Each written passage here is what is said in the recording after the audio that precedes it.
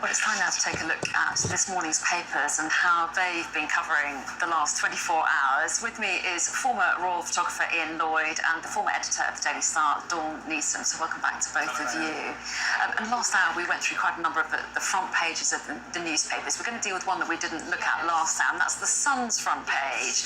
And in contrast to the other ones that we talked about, which picked out photographs of King Charles from yesterday, the Sun's front page, as you can see there, is obviously a photograph from the past, isn't it? What do you make of that decision? I wanted to talk about this because it was such a momentous day for live events yesterday, Anna, obviously with the service, St Paul's, with Charles's speech, and with him visiting the flowers that are behind us now.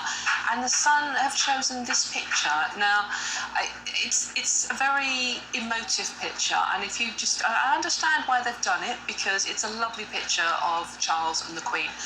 I understand why they've done it, and sort of, to my darling Mama, thank you. And that picture does sum up that. But as a former newspaper editor, I think you had so many amazing pictures of such a momentous day to choose from. That struck me as being an interesting choice. And Ian, you're as a photographer, yeah, what do you make of that? I think what he's showing is a strong image of Charles and his mother, and he's almost saying, look, Mum, it's going to be okay, I'm going to carry on your work. There was a time in the 1990s when they weren't that close. I interviewed the Queen's cousin, Margaret Rhodes, just a couple of weeks after Diana died in 1997. And at the time, this lady said, you know, I just wish Prince Charles would visit his mother more often, at Balmoral, for instance. Prince Philip and the Queen were a bit annoyed with Charles in the 1990s and the whole disruption to the monarchy. Yes. But by the time this photograph in the Sun was taken, I think it's probably from the Golden Jubilee a few years later, they were close, much closer. And of course, finally, in the last few years, very close. And he almost replaced Prince Philip as her kind of escort, it was almost a joint monarchy. Yeah. And let's move inside the Telegraph, because you talk about, you know, relations shifting over time, and the Telegraph is reflecting on the role of Prince Harry in the last few days, aren't they?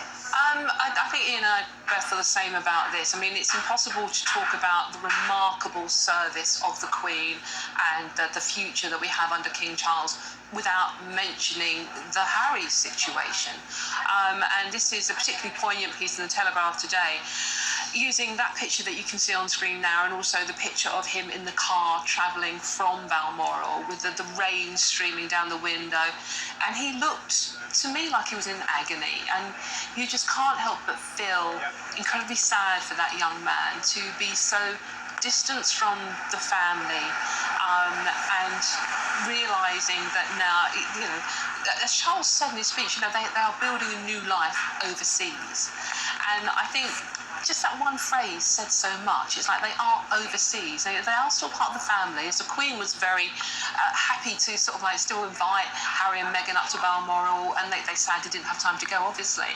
But I just think Harry, I just feel incredibly sad for him now. And yet a very warm tribute to Harry and Meghan in that speech yesterday. Obviously referenced a number of members of the family, but he talked about his love for them, didn't he? Well, it's his father, and as I said, with talking about Charles earlier, I mean, families go through various stages, and Charles and the Queen weren't close for many years, but were finally. And obviously, I'm sure you would hope very much that he gets back to being the lovable Harry that we all loved about a few years ago. I mean, he was at one time the most popular member of the royal family after the Queen. And he was the Queen's favourite as well, wasn't he? Absolutely. And it's also messy at the moment because he's got his autobiography coming out. I mean, Penguin is supposed to have paid £17 million. They'll want their money's worth. The speculation he could be criticising Camilla in it and so on. So it's also messy at the moment. Okay, and let's move inside the Mail now, shall we? Because at their headline there, Day Grieving King told the palace mourners, I've been dreading this. I think actually he was picked up saying that to the Prime Minister. To the Prime Minister, yes. And maybe he also talked to the people there. And there were extraordinary scenes here at Buckingham Palace yesterday, weren't there? And I think it was lovely that so many people turned out, and he was greeted so incredibly warmly. And the fact that he actually said that, and many people were seen kissing his hands as well. And, you know, you wouldn't have dreamt of doing that to the Queen, but the fact that people have this now affection to Charles, and let's be honest, we haven't always as a public, had an easy relationship with him, and vice versa. But I think he's really stepping up into this role, Anna, and the way the crowds greeted him yesterday. And I think in particularly poignant was Camilla by his side. And he mentioned her in the speech and how supportive and loving she has been. And I think she has been so important for him, his relationship with his mother, his relationship with the public, and his relationship with the rest of the family. I think she's softened him, she's given him confidence, we were saying earlier on, weren't we? And I think she's been so important, and I think without her by his side, he would really be struggling. But the two of them. And in his speech, lots of those personal references to his family, but also that sense of loyalty and duty as well coming over, a sense of continuity as well from the Queen. Because at the beginning of the year, in February, the Queen issued a statement to mark her actual anniversary, February the 6th, 2022, to mark the 70th anniversary, and she renewed her own vow that she made in 1947. She said, "I'll continue to serve you." And what upset me is she signed it, "Your servant, Elizabeth Hart," just a matter of months ago. And this word service is very much in people's mind at the moment. King Charles has said, has said that he wants to carry on his mother's legacy. Okay, well, Ian and Dawn, we must leave it there, but we will see you again in the next hour for another selection of papers. Thanks very much indeed for the moment.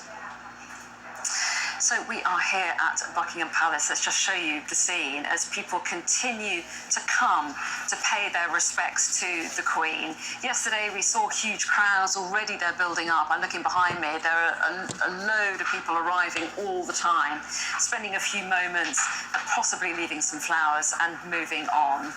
A big day today as the King is formally proclaimed the monarch in the Accession Council. That's coming up at 10 o'clock this morning.